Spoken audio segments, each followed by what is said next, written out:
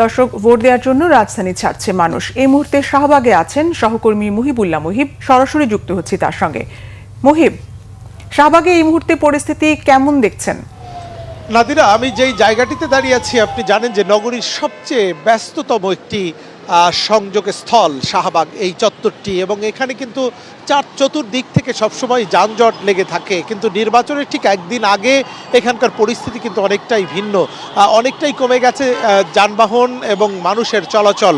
আমরা যেটি বিভিন্ন টার্মিনাল এবং রেল স্টেশনে গিয়ে দেখেছি যে মানুষ আসলে এই নির্বাচনকে উৎসব মনে করে কিন্তু তারা বাড়ি ফিরেছেন, এখনও ফিরছেন।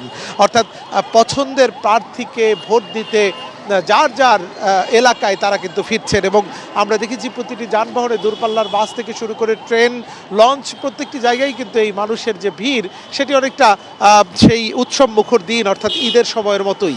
এবং আমরা কথা বলে যেটি জেনেছি, গত 3টি নির্বাচনে সাধারণ মানুষ যে ভোট দিতে না পারার আক্ষেপ, সেটি কিন্তু ঘোচাতে চাইছেন এবারের নির্বাচনে।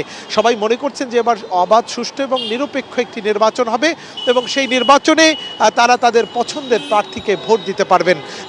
এটি প্রত্যাশাই হচ্ছে সাধারণ মানুষের, এবং সে কারণেই আমরা দেখছি যে যানজট নেই নগরীতে, সেই চিরচেনা যানজট চোখে পড়ছে না। মোড়ে মোড়ে তল্লাশি রয়েছে, তল্লাশি চৌকি রয়েছে, পুলিশের উপস্থিতি রয়েছে, এবং সেনাবাহিনীর টহলও কিন্তু আমরা মাঝে মধ্যেই দেখতে পাচ্ছি।